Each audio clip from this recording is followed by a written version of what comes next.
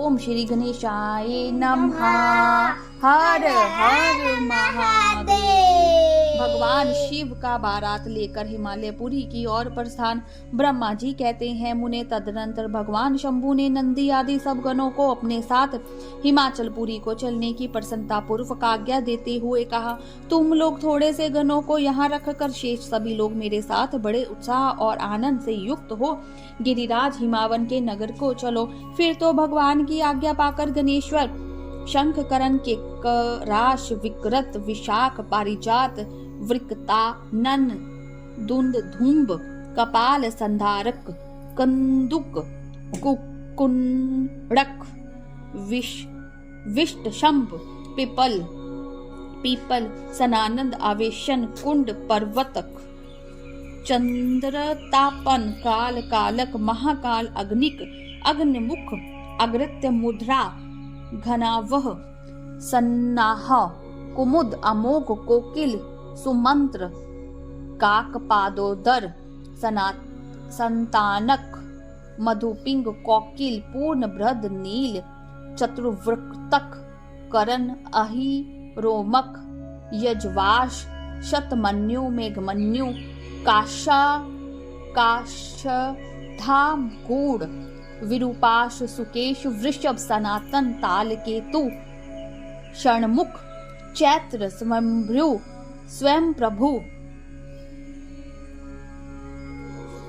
लकुलीश लोकनाथक दीपमाता दीप्तामा दैत्यनतक भृगऋषि देव देव प्रिय अशनि भानुक प्रथम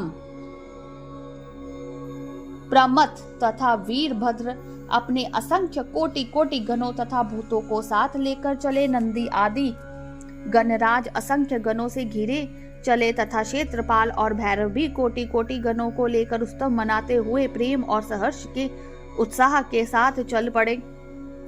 वह सब सहस्त्र हाथों से युक्त थे, सिर पर जटा का मुकुट धारण किए हुए थे, उन सब के मस्तक पर चंद्रमा और गले में नील चिन्ह थे तथा वे सब के सब त्रिनेत्रधारी थे। उन सब ने रुद्राक्ष के आभूषण पहन रखे थे, सभी उत्तम भस्म धारण किए थे और हार कुंडल केयूर तथा मुकुट आदि से अलंकृत थे। इस प्रकार देवताओं तथा दूसरे दूसरे गणों को साथ ले भगवान शंकर अपने विवाह के लिए हिमावन की नगरी की ओर चले। चंडी देवी रुद्रदेव की बहन बनकर बड़ी खूब उत्सव मनाती हुई बड़ी प्रसन्नता के साथ वहां आ पहुंची। वे शत्रुओं को अत्यंत भय देने वाली थी। उन्होंने सांपों के आभूषण से अपने आप को विभूषित कर रखा था। उनका वाहन प्रेत था, वह उसी पर आरूढ़ हो अपने माथे पर एक सोने का भरा हुआ कलश ले चल रही थी। वह कलश महान प्रभा पुंज से प्रकाशित हो रहा था।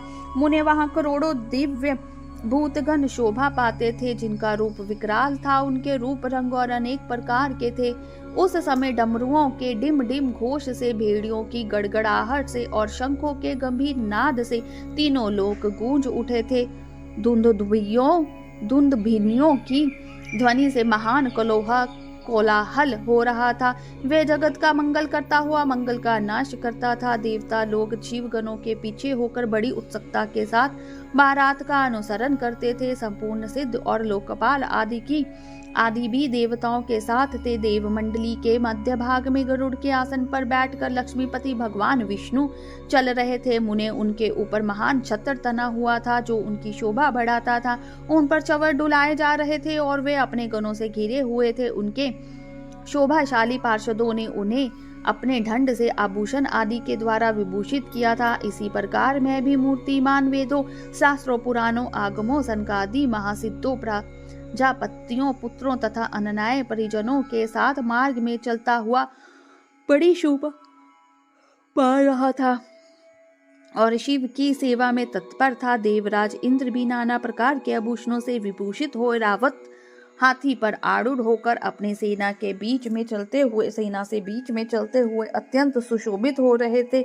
उस समय बारात के साथ यात्रा करते हुए बहुत से ऋषि भी अपने तेज से प्रकाशित हो रहे थे। वे शिव जी का विवाह देखने के लिए बहुत उत्कंठित थे।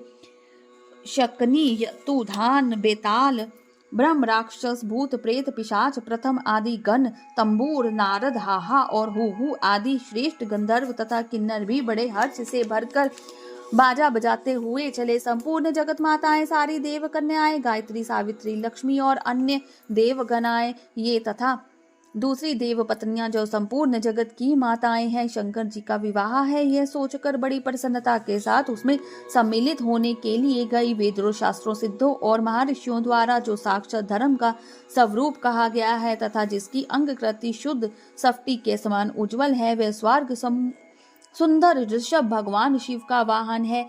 धर्मशल्य महादेव जी उस वृषभ पर आरूढ़ हो सबके साथ यात्रा करते हुए बड़ी शोभा पा रहे थे।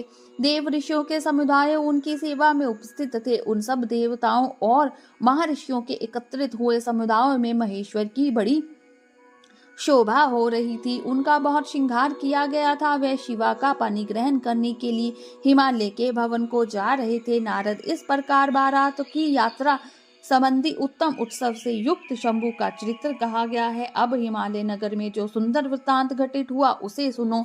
बोलिए शंकर भगवान की जय, उमापति महादेव की जय, हर हर महादेव।